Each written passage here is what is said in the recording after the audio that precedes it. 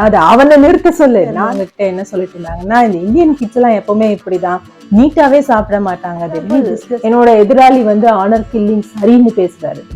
அவ என்னோட மதத்துல இருக்கா, என்னோட ஜாதியில இருக்கா, நான் சொல்ற ஆளுதான் அவ கல்யாணம் பண்ண.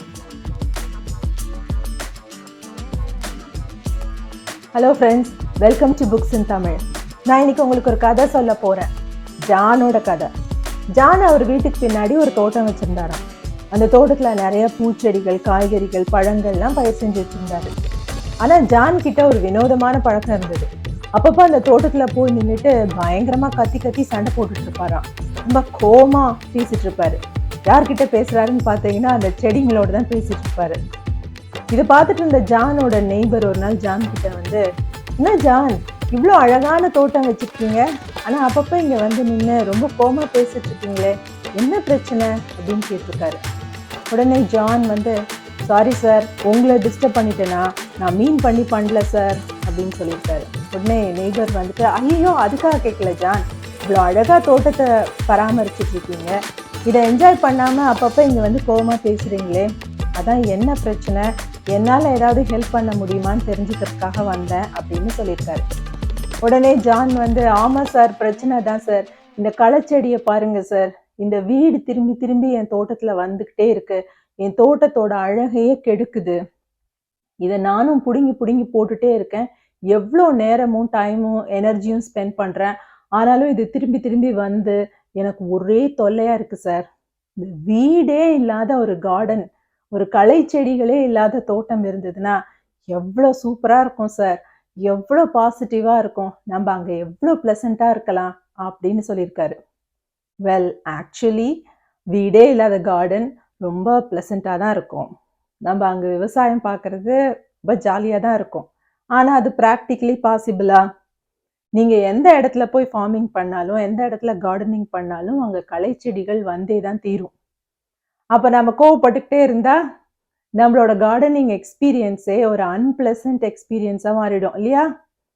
அதே மாதிரி தான் நாம் வாழ்கிற இந்த சொசைட்டியில் நம்மளை சுற்றி இருக்கக்கூடிய மனிதர்கள்லாம் நம்ம கருத்தோட ஒத்து போகிறவங்களா, நம்ம என்ன சொன்னாலும் ஒத்துக்கிறவங்களா, நம்மள மாதிரியே வியூ பாயிண்ட்ஸ் இருக்கிறவங்களா, பெர்ஸ்பெக்டிவ்ஸ் இருக்கிறவங்களா இருந்தால் எவ்வளோ நல்லா இருக்கும்ல? ஆனால் அது ப்ராக்டிக்கலி பாசிபிளே இல்லை. நம்மளை சுற்றி இருக்கிற மனிதர்கள் நம்மளோட அடிக்கடி முரண்பட்டுக்கிட்டே இருக்கிறாங்க. நம்மளுக்கு அவங்களோட டிஸ்அக்ரிமெண்ட்ஸ் வருது. இன்னும் சொல்ல போனால் நாமளும் ஜான் மாதிரி தான். சில சமயம் உயிரில்லாத விஷயங்கள் கிட்ட கூட நம்ம போய் சண்டை போட்டுட்டு இருப்போம். காலையில் ஏன் அலாம் கிளாக் நம்மளை எழுப்பலைன்னு சொல்லி அலாமை திட்டிட்டு இருப்போம். வண்டியில் ஏன் பெட்ரோல் தீந்து போயிடுச்சுன்னு சொல்லி வண்டியை திட்டுவோம். வீட்டில் இருக்கிறவங்களோட நம்மளுக்கு டிஸ்அக்ரிமெண்ட் இருக்குது. ஆஃபீஸில், ஃப்ரெண்ட்ஸ் குரூப்பில், சோஷியல் மீடியாவில் நம்மளுக்கு யாருன்னே தெரியாத ஆட்களோட நம்மளுக்கு டிஸ்அக்ரிமெண்ட் இருக்கு. பக்கத்து நாட்டில் இருக்கிறவங்களோட, பக்கத்து நாட்டு அதிபர் சொல்ற கருத்துக்களோட, இப்படி நம்மகிட்ட எக்கச்சக்கமான டிஸ்அக்ரிமெண்ட்ஸ் இருக்கு. இந்த டிஸ்அக்ரிமெண்ட்ஸ் இருக்கிறதுனால நம்ம என்ன பண்றோம்? ஆன்ஷியஸ் ஆகுறோம், கத்துறோம். இந்த கத்துறது ஒரு பிளசண்டான எக்ஸ்பீரியன்ஸா? கண்டிப்பா அது ஒரு அன்பிளசண்டான எக்ஸ்பீரியன்ஸ் தான். நம்ம கத்துறதுனால எல்லா விஷயமும் மாறிடுதா? மாற போறதும் இல்லை. அப்போ அடுத்த ஸ்டெப் என்ன? நம்மக்கிட்ட 2 பாசிபிலிட்டி இருக்கு. ஒன்று, கத்தி கத்தி நம்ம சொல்லியும் பக்கத்தில் இருக்கிறவங்க கேட்கவே இல்லைன்னா நம்ம வயலன்ஸ் கையில் எடுத்துடலாம், இல்லைன்னா போலரைசேஷனை கையில் எடுத்துடலாம். அதாவது இனிமேல் உன் கூட நான் பேசவே மாட்டேன், உன்னை பார்க்கவே மாட்டேன், உன் மூஞ்சிலே முழிக்கவே மாட்டேன் அப்படின்னு சொல்லிட்டு நம்ம போயிடலாம். ஆனால் இந்த ரெண்டுமே ஒரு ப்ரொடக்டிவான விஷயம் கிடையாது. நாம் ஜான் மாதிரி தான் ஒரு அன்ரியலிஸ்டிக் எக்ஸ்பெக்டேஷன்ஸை வச்சுக்கிட்டு நம்மளோட லைஃப்பை அன்பிளசண்ட்டாக ஆக்கிக்கிறோம். அப்ப ஜானோட நெய்பர் சொன்னாரு ஜான் கிட்ட, ஜான், ஒரு செடி களை செடியா இல்லையா அப்படிங்கிறது நாம பாக்குற பார்வையில தான் இருக்கு ஜான். நீங்க அந்த செடியில இருக்கிற நன்மைகள் என்னன்னு தெரிஞ்சுக்கிட்டீங்கன்னா உங்களுக்கே அந்த செடி மேல ஒரு ஆசை வரும் அப்படின்னு சொன்னாராம். என்ன சார் சொல்றீங்க அப்படின்னு. ஆமா ஜான், ஆக்சுவலி இந்த வீடுக்கு ரொம்ப நீளமான ஆணிவேர் உண்டு. ஸோ மண்ணோட அடி ஆழம் வரைக்கும் போய் அங்க இருக்கிற நியூட்ரியன்ஸ் எல்லாம் இது வெளியில எடுத்துட்டு வரும். ஸோ உங்க மண்ணோட ஃபெர்டிலிட்டியவே இது ஜாஸ்தி பண்ணும் ஜான். அது மட்டும் இல்லை, இது நீங்க சாலட் ட்ரெஸ்ஸிங்காகவும் யூஸ் பண்ணலாம், ரொம்ப யம்மியா இருக்கும். ஸோ நீங்க இதை களைச்செடின்னு பார்க்குற வரைக்கும் தான் உங்களுக்கு இது கூட அன்பிளசன்ட் ரிலேஷன்ஷிப் இருக்கும். நீங்க இதுல இருக்கிற பாசிட்டிவ் விஷயங்களை பார்க்க ஆரம்பிச்சீங்கன்னா இந்த செடியும் உங்க கார்டனோட ஒரு பார்ட் ஆயிடும் ஜான். அதுக்கப்புறம் உங்களோட கார்டனிங் எக்ஸ்பீரியன்ஸே ரொம்ப பிளசண்டா ரொம்ப ஹாப்பியான எக்ஸ்பீரியன்ஸா மாறிடும் அப்படின்னு சொன்னாராம். ஸோ நானும் இப்போ உங்களுக்கு அதே தான் சொல்ல போறேன். ஒரு டிஸ்அக்ரிமெண்ட் இருக்கும் பொழுது அதை ஒரு கான்ஃபிளிக்டா மாத்திக்காம ஒரு சண்டையா மாத்திக்காம எப்படி அதை பிளசண்டான விஷயமா மாத்திக்கிறது, அதுதான் நம்மளோட இனியான டாபிக். களை செடிகளே இல்லாத ஒரு விவசாயம், ஒரு தோட்டம் எப்படி சாத்தியம் இல்லையோ அந்த மாதிரி டிஸ்அக்ரிமெண்டே இல்லாத ஒரு சொசைட்டி சாத்தியம் இல்லை. ஸோ டிஸ்அக்ரிமெண்ட்டை நாம எப்படி பார்க்குறோம் அப்படிங்கிறதுல தான் நம்மளோட ஹோல் லைஃப் எக்ஸ்பீரியன்ஸ் இருக்க போகுது. ஸோ ஒவ்வொரு தடவை டிஸ்அக்ரிமெண்ட் வரும் பொழுதும் நம்ம கத்திட்டு இருந்தோம், சண்டை போட்டுட்டு இருந்தோம் அப்படின்னா நம்மளோட ஹோல் லைஃப்மே ஒரு அன்பிளசன்ட் எக்ஸ்பீரியன்ஸ் ஆயிடும். அதுக்காக டிஸ்அக்ரிமெண்டே இல்லாத ஒரு சொசைட்டி எப்படி இருக்கும்? வெல், புது ஐடியாக்களே இல்லாத ஒரு சொசைட்டியா இருக்கும். ஒரு பூந்தோட்டம்னா அதுல விதவிதமான கலர்களோட இருக்கிற பூக்கள் எவ்வளவு அழகு, விதவிதமான வாசனை. ஒரு காய்கறி தோட்டம்னா அதுல விதவிதமான காய்கறிகள் இருந்தாதான் உங்களுக்கு விதவிதமான சத்துக்கள் கிடைக்கும். அந்த மாதிரி ஒரு ஆரோக்கியமான சொசைட்டினா அதுல விதவிதமான ஐடியாஸ் வர்றதுக்கு ஒரு வழி இருக்கணும். அதுதான் ஒரு ஃபெர்டைல் கிரவுண்ட். அந்த மாதிரியான ஒரு சொசைட்டி தான் ஒரு வளர்ச்சியை நோக்கி போகக்கூடிய ஒரு சொசைட்டி. ஆனா அதே விதவிதமான ஐடியாக்கள் நம்மளோட ஐடியாக்களோட ஒத்து போகாம இருக்கும் பொழுது நம்மளுக்கு அது ஒரு ஆன்சைட்டியை கொடுக்குது. ஸோ இதை நம்ம எப்படிதான் ஹேண்டில் பண்றது?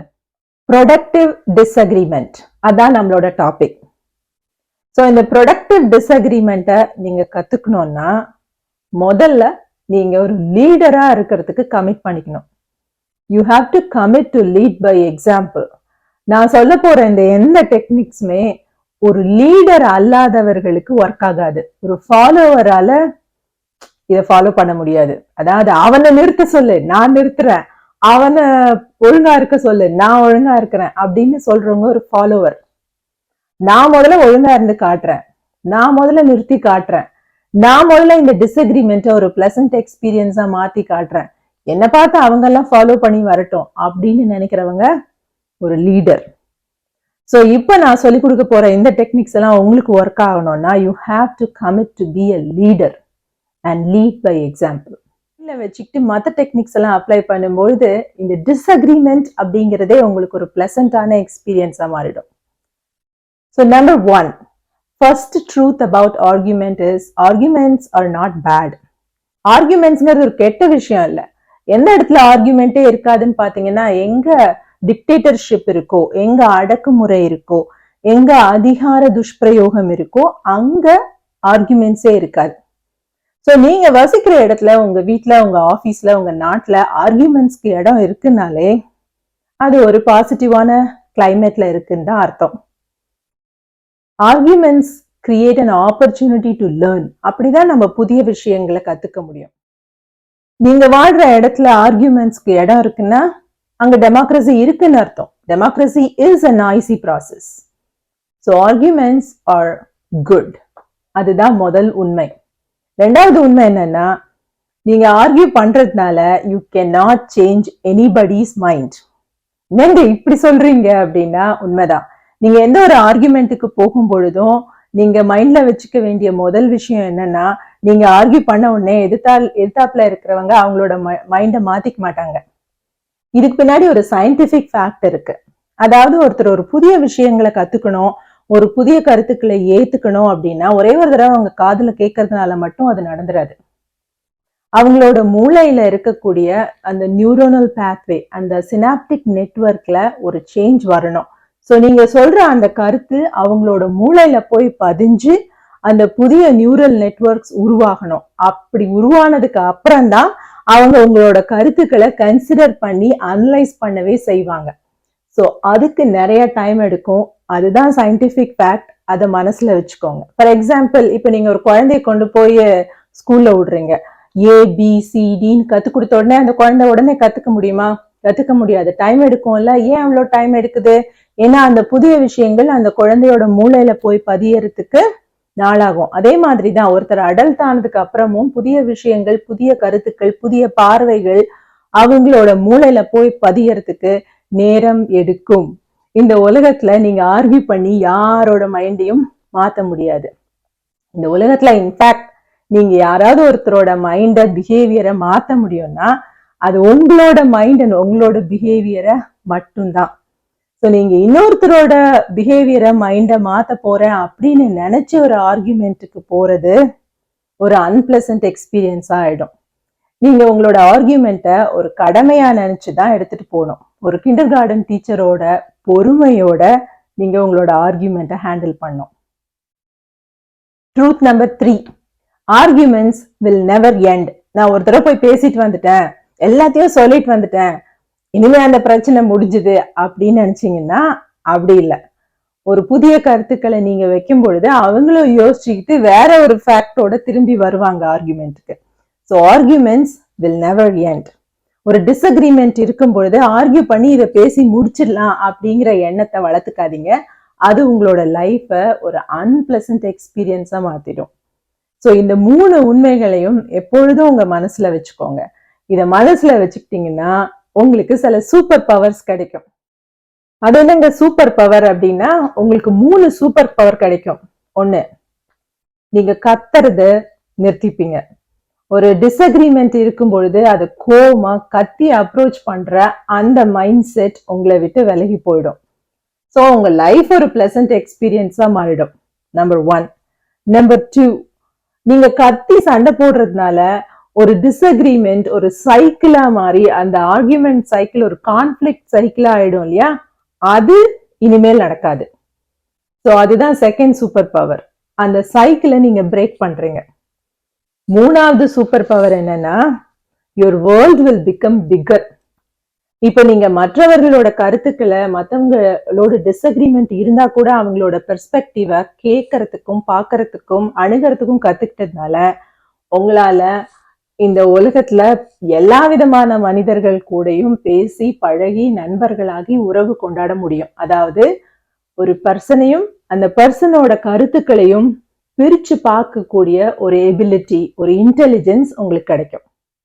டிஸ்அக்ரிமெண்ட்ஸை ஹேண்டில் பண்றதுக்கு ஹிஸ்டாரிக்கலி காலங்காலமா மனிதர்கள் 3 விஷயத்தை யூஸ் பண்ணிருக்காங்க.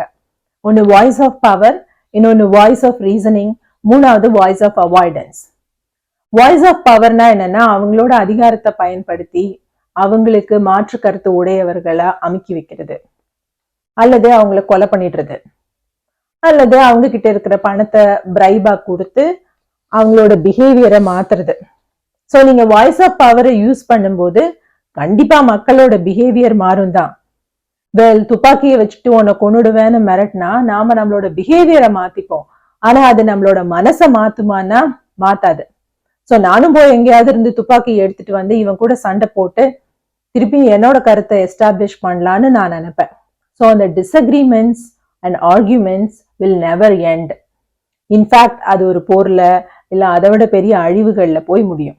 வாய்ஸ் ஆஃப் பவரை யூஸ் பண்ணி இன்னொருத்தரை ஸ்மாக் பண்றது, ஒரு டிஸ்அக்ரிமெண்ட்டை ஹேண்டில் பண்ண நினைக்கிறது ஒரு பெஸ்ட் டெக்னிக் இல்லை. 2வது டெக்னிக் என்னன்னா வாய்ஸ் ஆஃப் ரீசனிங்.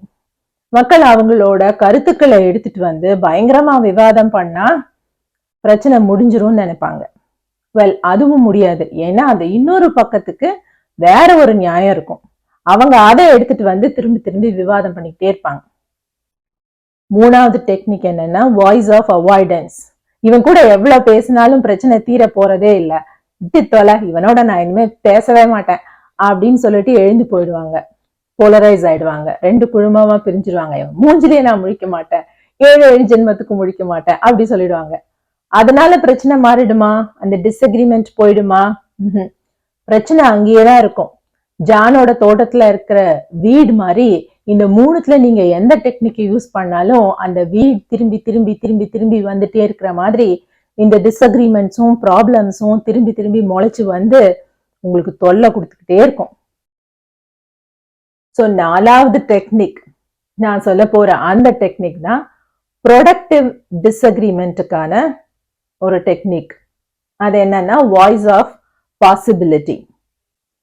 இந்த பிரச்சனையில 2 தரப்புக்கும் என்னென்ன பாசிபிலிட்டிஸ் இருக்கு அப்படிங்கிறத பொறுமையோடும் ஆக்கப்பூர்வமாகவும் அனலைஸ் பண்றது தான் அந்த டெக்னிக்.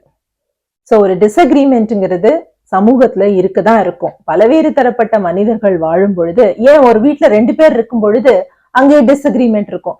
2 பேர் கூட இல்லைங்க, நான் ஒருத்தர் தான் இருக்கேன், எனக்குள்ளேயும் 1008 டிஸ்அக்ரிமெண்ட் இருக்கும். இன்னைக்கு நான் வீடியோக்கு இந்த ட்ரெஸ் போடலாமா, அந்த ட்ரெஸ் போடலாமா, இல்ல இந்த சாப்பாடு சமைக்கலாமா, அந்த சாப்பாடு சமைக்கலாமா, இந்த ரூட் எடுத்து போலாமா, அந்த ரூட் எடுத்து ஆபீஸ்க்கு போலாமா, இந்த மாதிரி 1008 டிஸ்அக்ரிமெண்ட் நம்மளுக்குள்ளேயே இருக்கும். நம்ம வீட்டுக்குள்ள 2 பேர் இருந்தாலும் வீட்டுக்குள்ள இருக்கிறவங்களோட இருக்கும், ஆபீஸ்ல இருக்கிறவங்களோட இருக்கும், சமூகத்துல இருக்கிறவங்களோட இருக்கும். ஸோ டிஸ்அக்ரிமெண்ட் இல்லாத ஒரு சமூகம் இதுவரைக்கும் இருந்ததில்ல, இனியும் இருக்க போறதில்ல. அதை முதல்ல நம்ம அக்னாலேஜ் பண்ணணும். ஸோ அந்த டிஸ்அக்ரிமெண்ட் இருக்கும் பொழுது அந்த டிஸ்அக்ரிமெண்ட்டுக்கு ஊடாக நம்மளுடைய வாழ்க்கையை, நம்மளுடைய சமூகத்தினுடைய நலனை மேம்படுத்தி கொள்றதுக்கு என்னென்ன பாசிபிலிட்டிஸ் இருக்கு அப்படிங்கிற ஒரு அனலிட்டிக்கல் மைண்ட் செட்டோட இந்த பிரச்சனையை அணுகிறது தான் voice of possibilities. Which means நம்ம ஜானோட நெய்பர் சொன்ன மாதிரி இந்த கலையில என்னென்ன நன்மைகள் இருக்கு, அதை நாம எப்படி எம்ப்ரேஸ் பண்ணிக்கலாம் அப்படிங்கிற மைண்ட் செட்டோட இதை அணுக போறோம். இதுக்கு ஒரு 8 டெக்னிக்ஸ் இருக்கு. அந்த 8 டெக்னிக்ஸையும் நம்ம ஃபாலோ பண்ணும்பொழுது நம்மளோட டிஸ்அக்ரிமெண்ட்ஸ் ஒரு பிளசன்ட் எக்ஸ்பீரியன்ஸ் ஆயிடும். ஸோ டிஸ்அக்ரிமெண்ட்ஸை பிளசண்டா ஹேண்டில் பண்றதுக்கு நாம செய்ய வேண்டிய முதல் விஷயம் நம்மளோட ஆன்சைட்டிஸை பத்தி ஒரு அவேர்னஸை வளர்த்துக்கிறது. அதாவது ஒரு டிஸ்அக்ரிமெண்ட் வந்த உடனே, மாற்று கருத்து அங்க இருக்குன்னு தெரிஞ்ச உடனே நமக்கு ஒரு ஆன்சைட்டி, மனப்பதட்டம் வருது, ஒரு பாதுகாப்பற்ற உணர்வு ஏற்படுது. ஐயோ என்ன இது, இவன் வேற என்னமோ சொல்றானே, நம்ம வேற என்னமோ நினைச்சு வந்தோமே அப்படின்னு ஒரு பதட்டம் வருது இல்லையா? ஸோ அந்த பதட்டம் வருது அப்படிங்கிறத முதல்ல அக்னாலேஜ் பண்ணுங்க. இந்த பதட்டம் எல்லாருக்கும் வரும். ஒரு டிஸ்அக்ரிமெண்ட் இருக்கும் பொழுது சாதாரண மனிதனா இருந்தாலும் சரி, பராக் ஒபாமாவா இருந்தாலும் சரி, எல்லாருக்குமே அந்த பதட்டம் வரும். ஸோ இந்த பதட்டத்தை நாம ஹேண்டில் பண்ண கத்துக்கணும். அதுதான் முதல் விஷயம். ஏன்னா பதட்டத்தோட நாம செய்யக்கூடிய எந்த விஷயங்களும் ஒரு பாசிட்டிவான ரிசல்ட்டை கொடுக்காது. ஒரு டிஸ்அக்ரிமெண்ட் இருக்கும்போது நம்மளுக்கு 3 விதமான ஆன்சைட்டிஸ் ஏற்படக்கூடும். Number 1 is what is truth அப்படிங்கிற கொஸ்டின் கொடுக்குற ஆன்சைட்டி. அதாவது எது உண்மை அப்படின்னு நிரூபிக்க நினைக்கிற அந்த ஆன்சைட்டி. ஸோ அது ஏற்படும் பொழுது நம்ம போய் நிறைய டேட்டாஸ், எவிடன்ஸ், இன்ஃபர்மேஷன் எடுத்துட்டு வந்து எது உண்மை அப்படிங்கிறத நம்ம சீர்தூக்கி பார்க்க முயற்சி பண்ணணும். ஸோ நம்ம கிட்ட ஒரு செட் ஆஃப் டேட்டா இருக்கலாம், ஆனா இந்த உலகத்துல எவ்வளவோ the rest of the world has so many other datas. So அவங்களோட டேட்டாவை எடுத்துட்டு வரும்பொழுது அதை நாம பார்க்க தயாரா இருக்கணும். ஸோ 2வது ஆன்சைட்டி எங்க இருந்து வருதுன்னா, வாட் இஸ் மீனிங்ஃபுல் அப்படிங்கிறதுல இருந்து வருது. ஸோ மீனிங்ஃபுல், எது அர்த்தம் உள்ளது அப்படிங்கிறது ஒரு பர்சனல் டேஸ்ட் சம்பந்தப்பட்ட விஷயம். ஸோ எனக்கு முக்கியமா படக்கூடிய ஒரு விஷயம், நான் விரும்பக்கூடிய ஒரு விஷயம் உங்களுக்கு விருப்பம் இல்லாததா இருக்கலாம். அப்போ நாம 2 பேரும் சேர்ந்து எடுக்கக்கூடிய இந்த முடிவு என்னுடைய பர்சனல் டேஸ்ட பாதிக்குமோ அப்படிங்கிற ஒரு ஆன்சைட்டி வரும். எனக்கான ஒரு பர்சனல் ப்ரிஃபரன்ஸ், என்னோட பர்சனல் ஸ்பேஸை இது வந்து அட்டாக் பண்ண போகுது அப்படிங்க கொடுக்கறத 2வது ஆன்சைட்டி. 3வது ஆன்சைட்டி வாட் இஸ் யூஸ்ஃபுல் அப்படிங்கிறதுல ஏற்படக்கூடிய முரண்பாடு. ஸோ நான் முக்கியமானது அப்படின்னு நினைக்கிற ஒரு விஷயத்த நீங்க முக்கியமானது அப்படின்னு நினைக்காம இருக்கலாம். நான் தேவைன்னு நினைக்கிறது நீங்க தேவையற்றதுன்னு நினைக்கிறான். அந்த இடத்துல ஐயோ இதுதான் தேவையானது அப்படிங்கறத நான் எப்படி நிரூபிக்கிறது அப்படின்ற அந்த நினைப்பு தரக்கூடிய ஒரு ஆன்சைட்டி. சோ இந்த 3 ஆன்சைட்டில எதிராளிக்கு எது ஆன்சைட்டியை கொடுத்துருக்கு, இந்த 3த்துல எந்த விஷயம் டிஸ்அக்ரிமெண்ட் இருக்கு, அந்த டிஸ்அக்ரிமெண்ட் எந்த ஆன்சைட்டியால வந்திருக்கு அப்படிங்கறத தெரிஞ்சுட்டு நாம அப்ரோச் பண்ணும்பொழுதுதான் அவங்கள சாந்தப்படுத்துற மாதிரியான ஒரு பதிலை நம்மளால கொடுக்க முடியும். ஸோ எதிராளி worried about truth or is he worried about the personal taste or what is meaningful for them? அவங்களுக்கு எது முக்கியமானதுங்கிறதுல அவங்களுக்கு ஒரு கான்ஃபிளிக்ட் இருக்கா, இல்ல எது தேவையானது, எது யூஸ்ஃபுல்லானது அப்படிங்கிறது அவங்களுக்கு ஒரு ஆன்சைட்டியை கொடுத்துருக்கா அப்படின்னு தெரிஞ்சுக்கிட்டு நாம அதுக்கேற்ற மாதிரி பதில சொல்லும் பொழுது அவங்க காம் டவுன் ஆவாங்க. நான் ஒரு எக்ஸாம்பிள் சொல்றேன். இப்ப ஃபார் எக்ஸாம்பிள் உங்க வீட்டுல ஒரு பணத்தை குறித்து ஒரு டிஸ்அக்ரிமெண்ட் உங்களுக்கும் உங்களோட வாழ்க்கை துணைக்கும் வருதுன்னு வச்சுக்கோங்களேன். நீங்க சொல்றீங்க என்னுடைய நண்பன் ஒருத்தர் கடன் கேட்கிறான், நான் அவனுக்கு இந்த பணத்தை கொடுக்க போறேன் அப்படின்னு. அப்போ உங்க மனைவி சொல்றாங்க, ஐயோ பணத்தை கொண்டு போய் கொடுக்க போறீங்களா, இன்னும் 15 நாள்ல குழந்தைக்கு வந்து ஃபீஸ் கட்டணும், இப்ப போய் பணத்தை கொடுத்தீங்கன்னா என்ன பண்றது அப்படின்னு. உடனே நீங்க சொல்றீங்க, இல்ல எனக்கு அவனை பத்தி நல்லா தெரியும், அவன் ரொம்ப நல்லவன், அவன் சொன்ன நேரத்துல திருப்பி கொடுத்துருவான் அப்படின்னு. உடனே அவங்க மனைவி அதெல்லாம் முடியாது, நான் ஒத்துக்க மாட்டேன், என்ன பைத்தியக்காரத்தனமா பண்ணிட்டு இருக்கீங்கன்னு திருப்பி திருப்பி சண்டை போட்டுட்டே இருப்பாங்க. இப்ப பாருங்க, உங்க மனைவிக்கு ஆன்சைட்டியை கொடுத்த விஷயம் என்னன்னா, வாட் இஸ் யூஸ்ஃபுல் அப்படிங்கிற கொஸ்டின்ல இருந்து அவங்களோட ஆன்சைட்டி பிறந்திருக்கு. ஸோ எனக்கு ஒரு தேவை இருக்கு, என் குடும்பத்துக்கு ஒரு தேவை இருக்கு, இந்த பணத்தை நான் அதுக்கு தான் யூஸ் பண்ணணும், இது கொண்டு போய் வேற இடத்துல கொடுக்குறேன்னு இவங்க சொல்றாங்களே அப்படின்னு அவங்க ஆன்சியஸ் ஆயிருக்காங்க.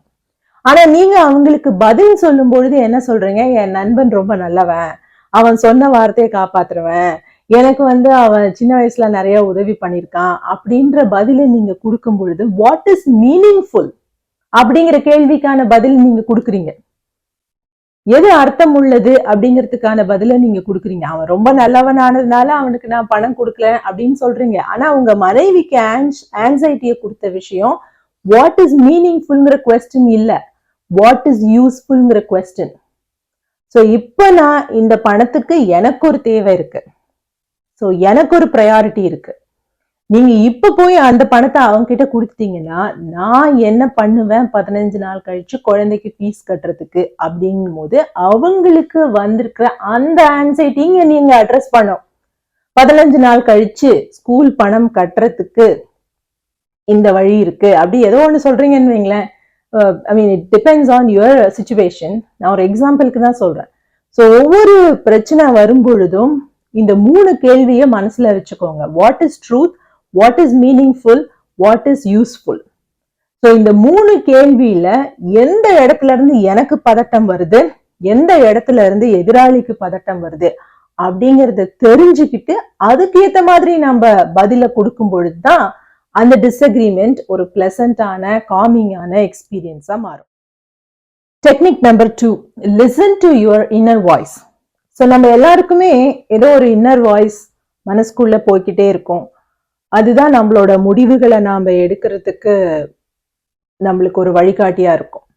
இப்ப நீங்க பணம் கொடுக்கணும் அப்படின்னு சொன்ன உடனே இல்ல கொடுக்க கூடாது அப்படின்னு அவங்க ஒய்ஃப் சொல்றாங்களே, அந்த தாட் எங்க இருந்து வந்திருக்கும் அவங்களுக்கு ஏதோ ஒரு பாஸ்ட் எக்ஸ்பீரியன்ஸ் இருக்கு, அதுல இருந்து வந்திருக்கலாம்.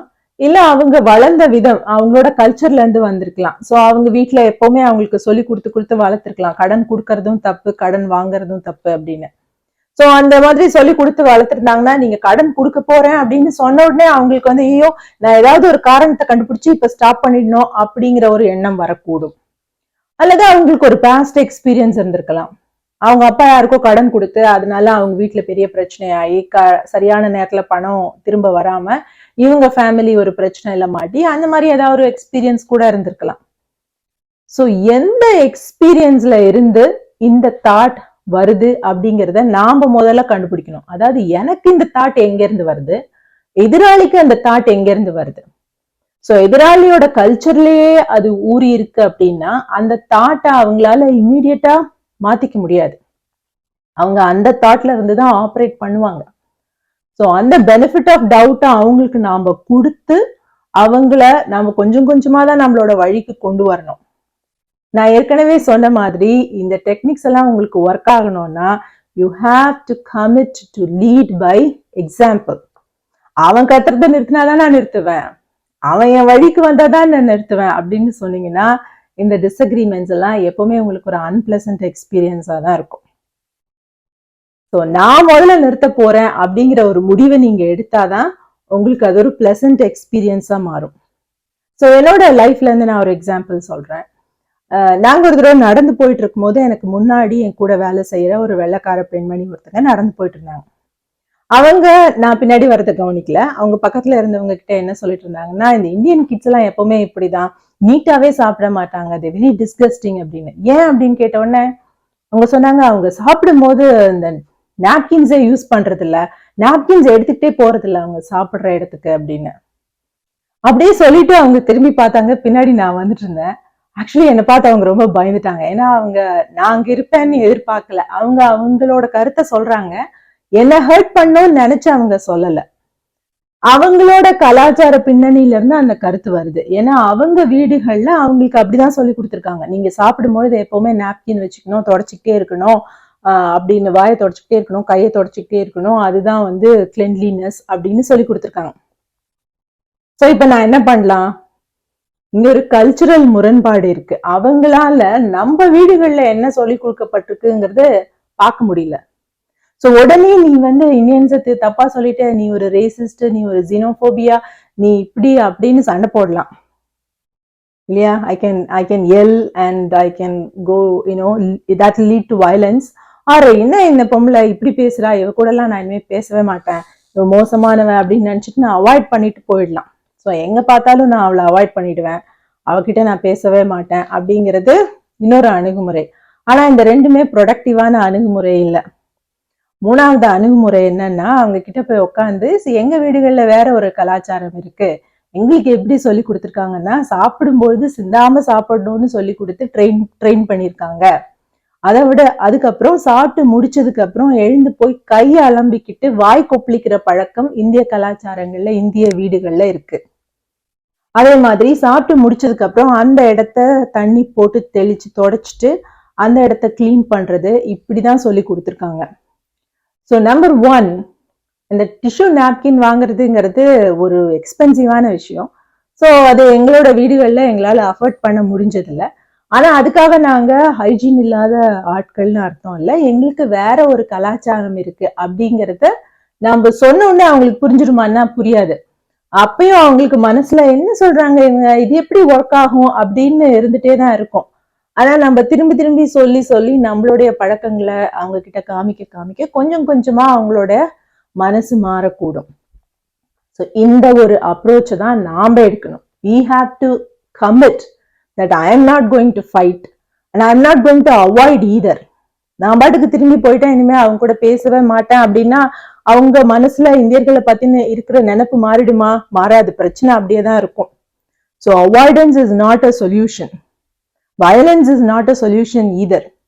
So அந்த மூணாவது solution, voice of possibility, is a noisy process and it requires lot of பொறுமையோட தான் நீங்க அப்ரோச் பண்ணணும். ஸோ அதுக்கு உங்க மனசை நீங்க தயாரா வச்சுக்கணும். நான் சொன்ன உடனே அவங்களுக்கு புரிஞ்சிட போறது இல்லை, இட் டேக்ஸ் டைம் அப்படின்னு நீங்க தயாரா வச்சுக்கணும். அவங்க வேற ஒரு கல்ச்சர்ல இருந்து வந்திருக்காங்க, அதனால நான் கொஞ்சம் பொறுமையா தான் இருக்கணும் அப்படிங்கிற மனோபாவத்தை நாம வளர்த்துக்கணும். ஸோ இதை நியூரோ சயின்ஸ்ல வந்து சிஸ்டம் 1 திங்கிங் அப்படின்னு சொல்லுவாங்க. ஒரு குவிக் ஜட்ஜ்மெண்ட்டுக்கு வந்துடுறது. ஒரு இடத்துக்கு போறோம், அங்க போறோம், பாக்குறோம், அதோட டீட்டெயில்ஸ் எல்லாம் கலெக்ட் பண்றதுக்கு முன்னாடியே ஒரு குவிக்கா ஒரு ஜட்ஜ்மெண்ட்டுக்கு வந்துடுறது. இது நம்மளோட மூளை ஏற்படுத்திட்டு இருக்கிற ஒரு அடாப்டேஷன். அப்பதானே நம்மளால புதிய புதிய விஷயங்களை எல்லா இடத்துலயும் போய் டீட்டெயில்ஸ் கலெக்ட் பண்ணிட்டு இருந்தா நம்மளால முன்னாடி போகவே முடியாதுங்கிறதுனால நம்ம மூளை அந்த மாதிரி ஒரு அடாப்டேஷன் வச்சிருக்கு. ஸோ இந்த இடத்துல இருந்து அடுத்தவங்க ஆப்ரேட் பண்றாங்கிற அவேர்னஸ் நம்மளுக்கு வேணும். அவங்க கொஞ்சம் குவிக்கா ஜட்ஜ் பண்ணிட்டாங்க, இட்ஸ் ஃபைன், ஏன்னா அவங்க ஒரு ஆன்சைட்டியில இருக்கிறாங்க. So I am going to practise patience. பொறுமையா நான் இதை ஹேண்டில் பண்ண போறேன், நான் இதை எம்ப்ரேஸ் பண்ண போறேன் அப்படிங்கிற அவேர்னஸ் நம்மளுக்கு வேணும். Technique number 3, developing awareness about our own bias. நம்மளுக்குள்ள இருக்கிற அந்த ஒருதலை பட்சமான பாரபட்சமான மனநிலை குறித்த ஒரு அவேர்னஸை நாம வளர்த்துக்கணும். அதாவது நான் இப்போ ஒரு எக்ஸாம்பிள் சொன்னேன், எப்படி இன்னொரு கல்ச்சர்ல இருக்கிறவங்க நம்ம கல்ச்சரை பத்தி ஒரு பாரபட்சமான ஒரு முன்முடிவுக்கு வராங்கன்னு. அதே மாதிரி நம்மளுக்கும் பலவிதமான முன்முடிவுகள் இருக்கக்கூடும். இன்னொரு மதத்தை பத்தி, இன்னொரு மொழியை பத்தி, இன்னொரு நாட்டை பத்தி பலவிதமான முன்முடிவுகள், பயசஸ்ன்னு சொல்லுவாங்க. நம்மளுக்கும் பயசஸ் நிறைய இருக்கக்கூடும். அது முதல்ல நம்ம அக்னாலேஜ் பண்ணோம். See I am not like super pure either. எனக்கும் வந்து அந்த மாதிரி முன்முடிவுகள்லாம் இருக்கக்கூடும் அப்படிங்கிறத நாம முதல்ல ஒத்துக்கணும். ஸோ இன்ஃபேக்ட் சொன்ன முன்முடிவுகள் எடுக்கிறதும் கூட நம்மளோட மூளையோட ஒரு அடாப்டேஷன் தான். குயிக்கா முடிவு எடுத்து மூவ் பண்றதுக்கு நம்ம மூளை கத்து வச்சிருக்கிற ஒரு ஸ்ட்ராட்டஜி. 200 விதமான ஒரு முன் முடிவுகளுக்கு மக்கள் வராங்க அப்படின்னு சைக்காலஜிஸ்ட் வந்து சொல்லியிருக்காங்க. ஸோ நான் இப்போ இந்த ஸ்க்ரீன்ல காட்டிட்டு இருக்கிற வீல் வந்து உங்களுக்கு காக்னிட்டிவ் பயஸோட ஒரு சீட் ஷீட். இதுல 200 விதமான பயசஸ் இருக்கு. ஸோ இந்த பயஸ்ல எந்த பயஸ்லாம் நமக்கு இருக்கு, நாம எந்த இடத்துல எல்லாம் ஒரு தலைபட்சமா பாரபட்சமா நடந்துக்கிறோம் அப்படிங்கிறத நம்மள அனலைஸ் பண்ணி நம்மள திருத்திக்கணும். ஸோ இப்போ கொஞ்ச நாள் முன்னாடி நான் ஒரு வீடியோ பார்த்துட்டு இருந்தேன்.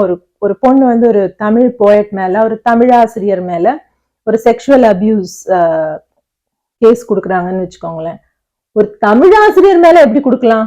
தமிழ் எவ்வளவு உயர்ந்த மொழி அப்படின்னு சொன்னா தமிழ் உயர்ந்த மொழி தான். ஆனா இந்த மனிதனையும் அந்த மனிதனுடைய திறமைகள் அந்த மனிதனுடைய கருத்துக்களையும் பிரிச்சு பார்க்கக்கூடிய எபிலிட்டி நம்மளுக்கு வேணும். ஒரு தமிழாசிரியர் மேல நீ எப்படி கொடுப்ப அப்படின்னு கேட்டா அப்ப ஒரு கணக்காசிரியர் மேல கொடுக்கலாம் அப்படிங்கிற ஒரு பாரபட்சமான மனநிலை நம்மளுக்கு இருக்குன்னு தானே அர்த்தம். ஸோ ஒரு தவறான கேஸை நீ யார் மேலேயுமே கொடுக்க கூடாது அப்படின்னு சொல்றது வேற, தமிழாசிரியர் மேல கொடுக்க கூடாது அப்படின்னு சொல்றது வேற. இது எங்க இருந்து வருது அப்படின்னா இதுதான் நம்மளோட பயஸ்ல இருந்து வருது. ஸோ என்னுடைய மனிதர்கள், என் மொழி பேசுறவங்க, என் மதத்துக்காரங்க, இந்தியா வெர்சஸ் பாகிஸ்தான் அப்படின்னா நீங்க எந்த பக்கத்தை எடுப்பீங்க, டீட்டெயில்ஸ் எல்லாம் கூட அப்புறம் தான் நான் முடிவு எடுப்பேன் அப்படின்னு சொல்றீங்கன்னா ஆசம். அப்படி இல்லாம நீங்க இந்தியா அப்படிங்கிற முடிவு எடுக்கிறீங்கன்னா அதுதான் நம்மளோட பயஸ். ஸோ இந்த மாதிரி பயசஸ் எல்லா மனிதர்களுக்கும் இருக்கு.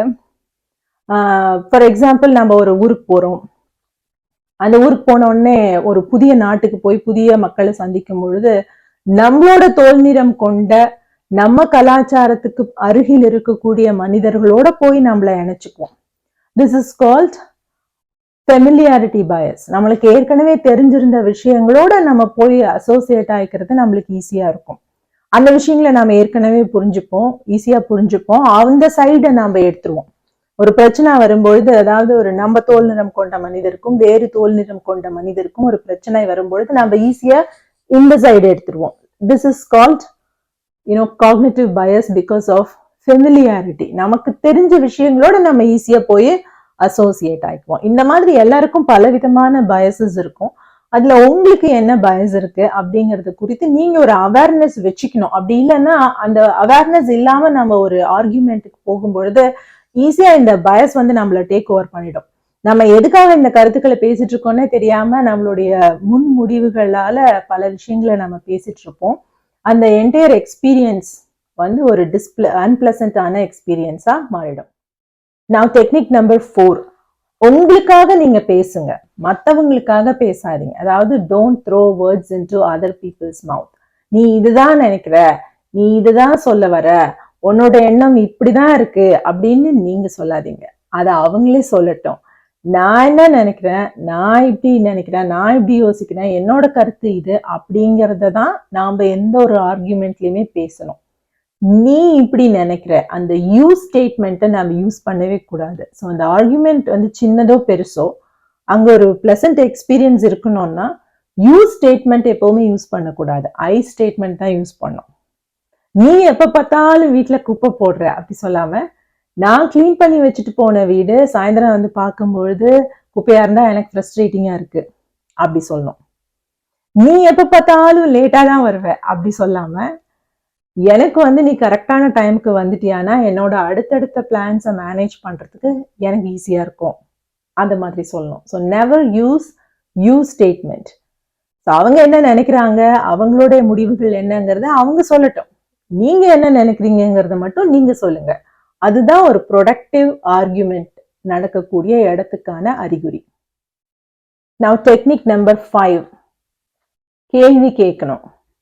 ஸோ ஒரு டிஸ்அக்ரிமெண்ட் இருக்கு, ஆர்கியூமெண்ட் நடக்குதுன்னா கண்டிப்பா அங்க நீங்க கேள்விகளை கேட்கணும்.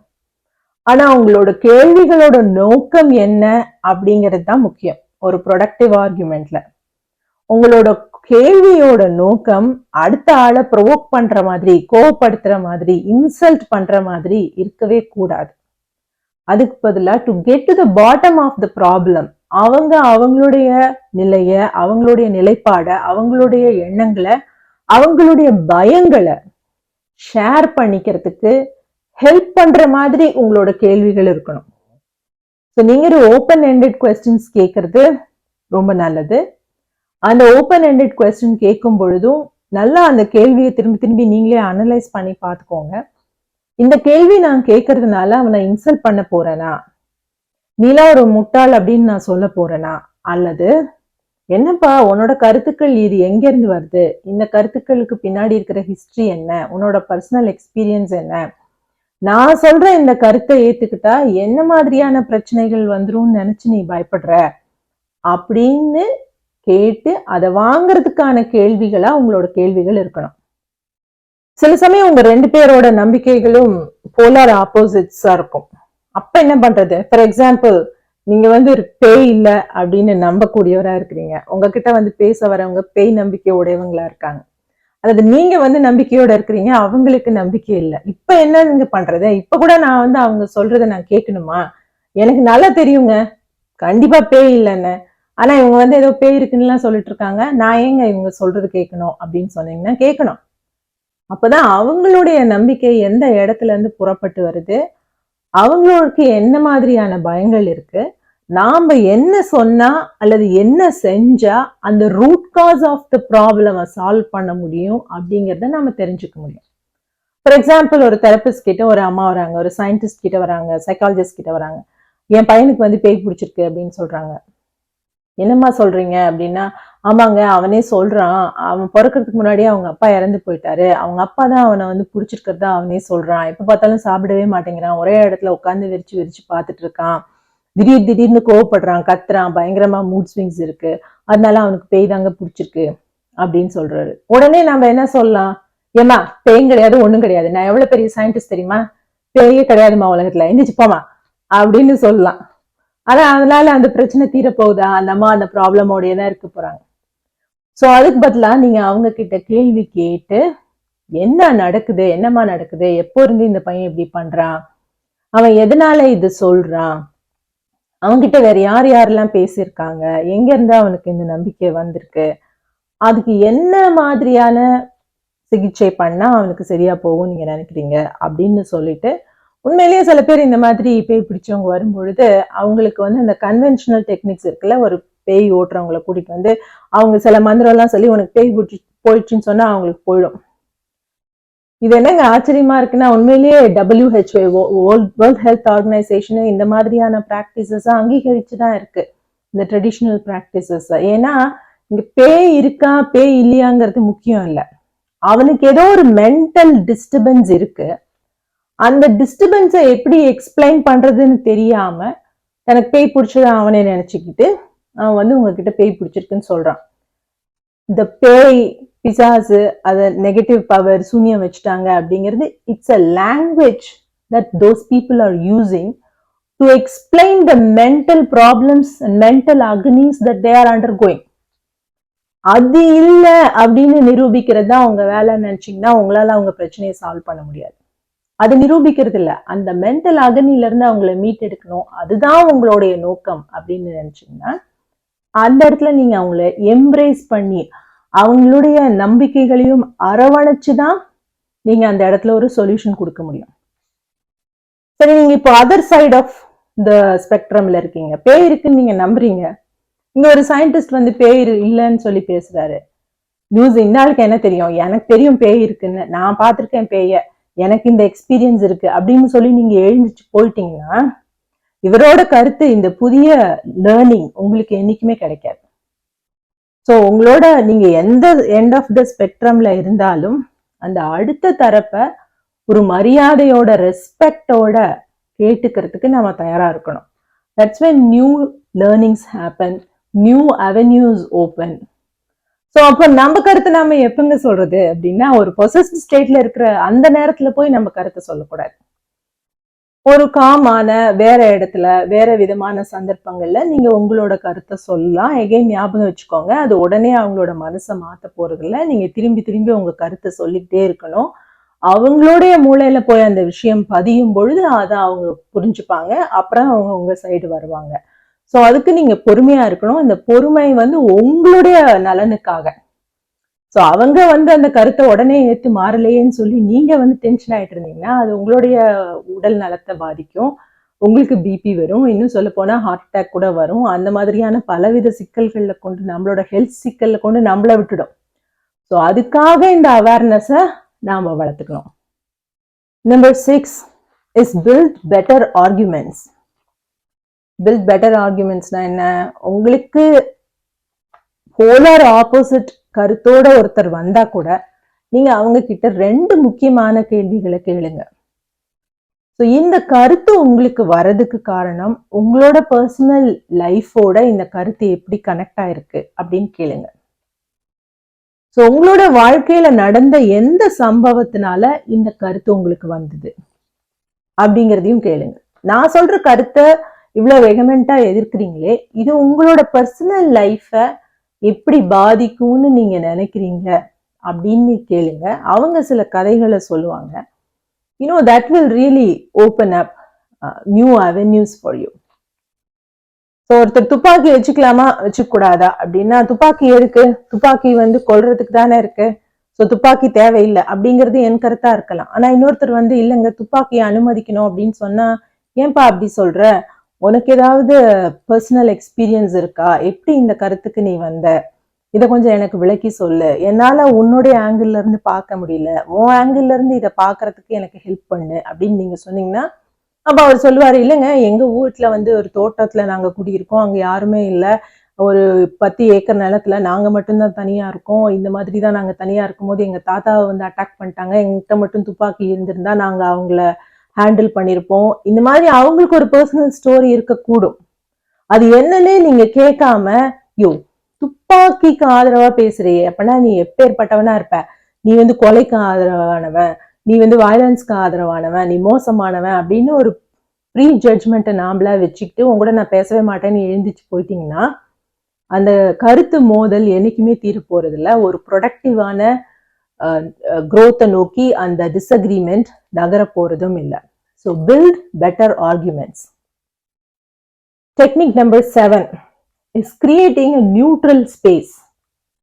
அதாவது ரெண்டு சார்புக்கும் ஒரு சார்புக்கு மட்டும் ஒரு ஹை வெயிட்டேஜ் கொடுக்காம, ரெண்டு சார்புக்கும் ஈக்குவலான வெயிட்டேஜ் கொடுக்கக்கூடிய ஒரு இடத்த நீங்க உருவாக்கணும். உங்க வீட்டுல, உங்களோட அலுவலகத்துல, நம்ம சொசைட்டில, சோசியல் மீடியால, எல்லா இடத்துலயும்.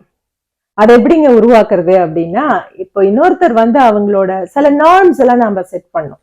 அதாவது இந்த இடத்துல இந்த நேரத்துல இருந்து இந்த நேரம் வரைக்கும் நம்ம ஒரு ப்ரொடக்டிவ் டிஸ்அக்ரிமெண்ட்டுக்கான ஒரு டிஸ்கஷன் நம்ம வச்சுக்க போறோம். ஒரு ஐடியா நான் படிச்சேன். அது என்னன்னா, பெர்ஸ்பெக்டிவ் பாட்லக் அப்படின்னு ஒண்ணு வச்சுக்கலாம். இப்போ நம்ம அவங்கவுங்க வீட்டுல சமைச்சதை எல்லாரும் கொண்டு ஒரு இடத்துல வச்சு சாப்பிட்றோம் இல்லையா, அதுக்கு பாட்லக்னு பேரு. அந்த மாதிரி அவங்கவுங்களோட ஐடியாஸையும் அவங்கவுங்களோட ஃபுட்டையும் எல்லாரும் கொண்டு ஒரு டேபிள்ல வச்சு நம்ம ஷேர் பண்ண போறோம். ஸோ அங்க என்ன ரூல் அப்படின்னு நம்ம செட் பண்ணிக்கணும். அவங்களுக்கு இவ்வளோ நேரம். ஸோ ஒரு 2 minutes அவங்களோட கருத்துக்களை அவங்க இன்டரப்ஷன் இல்லாம சொல்லலாம். அவங்க கருத்தை சொல்லி முடிச்சதுக்கு அப்புறம் அது எவ்வளவுதான் ஆப்போசிட்டான கருத்தா இருந்தாலும் அந்த கருத்தை எதிராளி அதோடைய தன்மை மாறாம சம்மரைஸ் பண்ணணும். அதுக்கு பேர் தான் ஆக்டிவ் லிசனிங். ஸோ நீங்க ஜட்ஜ் பண்ணாம அதோடைய தன்மையை மாத்தாம நீங்க அதை சம்மரைஸ் பண்ணாலே, நாம சொல்றத இவங்க கேட்டிருக்காங்க, காதுல வாங்கியிருக்காங்க அப்படிங்கிற ஒரு நம்பிக்கையா அவங்களுக்கு அது கொடுக்கும். அதுதான் நியூட்ரலான சேஃபான பிளேஸ். ஸோ நீங்களும் உங்க கருத்துக்களை சொல்லலாம், அவங்க சம்மரைஸ் பண்ணணும், அவங்க கருத்துக்களை சொல்லும் போது நீங்க சம்மரைஸ் பண்ணணும். ஸோ இந்த மாதிரியான ஒரு நியூட்ரல் ஸ்பேஸ் எல்லா விதமான டிஸ்அக்ரிமெண்ட்ஸ்க்கும் ரொம்ப முக்கியம். Number 8 is an important question. சரிங்க, நீங்க இவ்வளவு சொல்றீங்க, நான் இது எல்லாமே ஃபாலோ பண்றேன். But what if I know that the எதிராளி has a really dangerous idea? For example, என்னோட எதிராளி ஆனர் கில்லிங் சரின்னு பேசுறாரு. It's very dangerous இல்லையா? It's going to kill people. So ஒரு பொண்ணு தனக்கு உரிய துணையை தேர்ந்தெடுக்கிறதுக்கு அவளுக்கு உரிமை இருக்கு அப்படின்னு நீங்க பேசுறீங்க. ஆனா எதிராளி அப்படிலாம் கிடையாது, அவ என்னோட மதத்துல இருக்கா, என்னோட ஜாதியில இருக்கா, நான் சொல்ற ஆளுதான் அவ கல்யாணம் பண்ணிக்கணும், நான் சொல்ற ஆளோட தான் அவ குழந்தை பெற்றுக்கணும், அதுதான் என்னுடைய ஜாதிக்கு என்னோட மதத்துக்கு பெருமை, இல்லைன்னா எனக்கு அது இழுக்காயிடும், அதனால அவளை நான் கொன்னுடுவேன். எதுக்காக கொன்னுடுவேன்? என்னுடைய ஜாதியுடைய என்னுடைய மதத்தோட மொராலிட்டியை காப்பாத்துறதுக்காக நான் கொன்னுடுவேன் அப்படின்னு சொல்றாரு. That is voice of power. Voice of power craves for mob. இந்த மாதிரியான டிக்டேட்டர்ஷிப் இருக்கிறவங்க எல்லாமே உணர்ச்சியை தூண்டி விட்டு மாப் கட்டி எழுப்புவாங்க. அந்த மாபும் especially when it is built on the name of morality. நாம ஏதோ ஒரு புனிதமான காரியத்துக்காக செய்ய போறோம் அப்படின்னு நினைச்சு அவங்க செய்யும் பொழுது நம்ம சொல்றதை அவங்களால காதுல வாங்கவே முடியாது. ஸோ இந்த டிக்டேட்டர்ஷிப் எல்லாமே it thrives on mob, and mob, especially when the mob is built, when the mob believes that they are working for a higher cause, higher morality. So இது எவ்வளோ ஒரு டேஞ்சரஸான ஐடியா. ஸோ இந்த மாதிரி dangerous idea வச்சிருக்கிறவன கூட அவன் சொல்றத நான் உட்காந்து கேட்கணுமா அப்படின்னா ஆமா கேட்கணும். ஸோ ஆஸ்திரேலியால ஒரு ஃபெஸ்டிவல் நடந்தது. அந்த ஃபெஸ்டிவலோட பேரே என்னன்னா festival of dangerous ideas. So ஒரு பக்கம் ஒருத்தர் வந்து ரிலீஜியன் எவ்வளவு தூரம் மக்களை பாழ்படுத்துதுன்னு பேசுவாரு, இன்னொரு பக்கம் ஒருத்தர் வந்து அவர் பேசி முடிச்சோன்னே இன்னொருத்தர் வந்து God is the ultimate truth, கடவுள் இல்லைன்னா நாம இல்லைன்னு பேசுவாரு. ஸோ அந்த மாதிரி அந்த ஆப்போசிட், போலார் ஆப்போசிட் ஐடியாஸ் இருக்கிறவங்க ஒரே அரங்கத்துல தன்னுடைய கருத்துக்களை பேசுவாங்க, இன்னொருத்தர் உட்காந்து கேட்கணும். ஸோ அந்த மாதிரி ஒருத்தர் வந்து ஆனர் கில்லிங், அதற்கு நான் ஏன் சப்போர்ட் பண்றேன் அப்படின்னு பேச வந்திருக்காரு. அதை கேட்டு அந்த அரங்கத்துல இருந்தவர் வந்து பயங்கர இரிட்டேட் ஆயிட்டாரு. என்னைய ஏதோ ஒரு ஆப்போசிட் கருத்துக்களை கேட்க வேண்டியதான், அதுதான் இவன் வந்து எல்லாரையும் கொண்டுடுவேன்னு சொல்றான், இவன் கருத்துலாம் நான் எதுக்கே உட்காந்து கேட்கணும், நீங்களாம் என்ன நட்ஸ் ஆயிட்டீங்களா, இந்த ஆள் அப்ரூவ் பண்ணவன முதல்ல வேலையை விட்டு தூக்கு அப்படின்னு. பட் இப்படி யோசிச்சு பாருங்களேன், அவங்க கருத்துக்களை நாம கேட்கல, ஆனா அவங்களுடைய கருத்துக்களோட நம்ம ஒத்தும் போகல. அவங்க வந்து தன்னுடைய குழுவை சேர்ந்த ஆட்களை கொண்டுட்டு இருக்காங்க, இல்ல ஆப்போசிட் குழுவை சேர்ந்த ஆட்களை இன அழிப்பு செஞ்சுட்டு இருக்காங்க. இப்ப நம்ம என்ன செய்யலாம்? உன் கருத்துலாம் நான் கேட்க மாட்டேன், நான் எந்திரிச்சு போயிடுறேன் அப்படின்னு சொல்றதுனால இந்த பிரச்சனை தீந்துருமா? Avoidance will not solve the problem. Avoidance is not an answer. So ரெண்டாவது நாம ஒண்ணு பண்ணலாம், நீ அவனை கொன்னியானா நான் உன்னை கொன்னுடுவேன் அப்படின்னு வாய்ஸ் ஆஃப் பவர்ல இருந்து பேசலாம். So number 1 was voice of avoidance, number 2 was voice of power. So நீ அவனை கொல்றதுக்கு பதிலா நானே கொலைக்காரனாமாய் நான் உன்னை கொன்னுடுறேன், அது அடுத்த ஆப்ஷன். அவனோட நாம ஒரு போருக்கு போறது, அங்க ஒரு வயலன்ஸ் கிரியேட் பண்றது. So that will lead to violence, obviously destruction, அழிவு. ஸோ மூணாவது வழி என்னன்னா, உண்மையிலே இந்த மாதிரியான ஒரு டேஞ்சரஸ் ஐடியாவை கையில எடுக்கிறதுக்கு அவங்களுக்கு என்னதான் பிரச்சனை, அவங்க மனசுக்குள்ள என்னதான் பிரச்சனை இருக்கு, என்ன பயத்தினால, எது கெட்டு போயிடுங்கிற பயத்தினால அவங்க இதை பண்றாங்க, அதை நாம கேட்டு தெரிஞ்சுக்கிட்டு அந்த பயத்தை, அந்த ரூட் காஸ நம்மளால அப்பதான் களைய முடியும். ஏன்னா இங்க ஆர்குமெண்ட்டுக்கே இடம் இல்லை இல்லையா? So when you see that kids are getting killed, when you see that young girls are getting killed, என்னால அதை சப்போர்ட் பண்ணவே முடியாதுங்க அப்படின்னு சொன்னீங்கன்னா ஐ கெட் தட். இருந்தா கூட நீங்க அவங்களோட கருத்துக்களை, அவங்களோட சைட, அவங்களோட ஃபியரை காது கொடுத்து கேட்டா மட்டும்தான் அதுக்கான சொல்யூஷனை நீங்க கொடுக்க முடியும். இந்த பேய் பிடிச்ச அம்மாவுடைய பையனை நீங்க காது கொடுத்து கேட்டு அவங்களுக்கு ஒரு சொல்யூஷன் கொடுக்குற மாதிரி தான் இதுவும். என்ன விதமான இன்டாக்ட்ரினேஷனா வேணா இருக்கலாம், ஆனா எப்படிப்பட்டவங்களையும் காது கொடுத்து கேட்கக்கூடிய ஒரு மெச்சூரிட்டியை நாம வளர்த்துக்கணும். So when we deal all the problems through this way, அப்போதான் நம்ம அந்த பிரச்சனைய வேரோடும் வேரடி மண்ணோடும் களைய முடியும். அந்த வீடு நீங்க மேல இருந்து புடிங்கி போட்டுட்டே இருந்தாலும் அது திருப்பி திருப்பி வந்துகிட்டே தான் இருக்கும். ஸோ அதை வேரோடும் வேரடி மண்ணோடும் களையணும்னா அது வரதுக்கான அந்த காரணியை கண்டுபிடிச்சு களையணும். அது கண்டுபிடிக்கிறதுக்கு ஒரு பொறுமை வேணும், களையறதுக்கும் ஒரு பெருமை வேணும். நான் ஏற்கனவே சொன்ன மாதிரி இந்த விஷயங்கள்லாம் உங்களுக்கு ஒர்க் ஆகணும்னா you have to commit to be a leader and try to talk with the voice of possibility. So அதை நாம பண்ணிட்டே இருக்கும் பொழுது நம்மளுடைய டிஸ்அக்ரிமெண்ட்ஸ் அப்படிங்கிறது இருக்கும், இல்லாம போயிடாது. ஆனா அந்த டிஸ்அக்ரிமெண்ட்ஸை நாம ஹேண்டில் பண்ற விதம் ஒரு பிளசண்டான விதமா மாறிடும். நம்மளோட வாழ்க்கையும் நம்மளை சுத்தி இருக்கவங்களோட வாழ்க்கையும் கூட ரொம்ப பிளசண்டா மாறிடும். ஸோ இந்த என்டையர் வீடியோ என்னோட பர்சனல் எக்ஸ்பீரியன்ஸ்ல இருந்தும் நான் சில விஷயங்களை ஷேர் பண்ணியிருக்கேன். அதுக்கப்புறம் Why Are We Yelling? The Act of Productive Disagreement அப்படிங்கிற ஒரு புக், ஒரு psychologist, his name is Buster Benson, அவர் எழுதின புத்தகத்துல இருக்கக்கூடிய கருத்துக்களை ஆதாரமாக வச்சு அதையும் நான் சம்மரைஸ் பண்ணியிருக்கேன். So that is this video. இது உங்களுக்கு பிடிச்சிருந்தது, இதுல உங்களுக்கு பயனுள்ள கருத்துக்கள் இருந்தது அப்படின்னா இந்த வீடியோவை லைக் பண்ணுங்க. இது மற்றவங்களுக்கும் பயனுள்ளதா இருக்கும்னு நினைச்சீங்கன்னா அவங்ககிட்டயும் ஷேர் பண்ணுங்க. எகைன் நான் ஏற்கனவே சொன்ன மாதிரி இந்த வீடியோவோட முரண்படுறதுக்கு உங்களுக்கு சில காரணங்கள் இருக்கக்கூடும். இதுல நான் சொன்ன எந்த கருத்துக்களையாவது நீங்க முரண்படுறீங்க அப்படின்னா அதையும் நீங்க கமெண்ட்ஸ்ல சொல்லுங்க. so that we can learn from each other and we can grow. And this platform will be a fertile ground for learning and growth and positivity. Thank you for watching the video. I'll see you in the next video. Bye.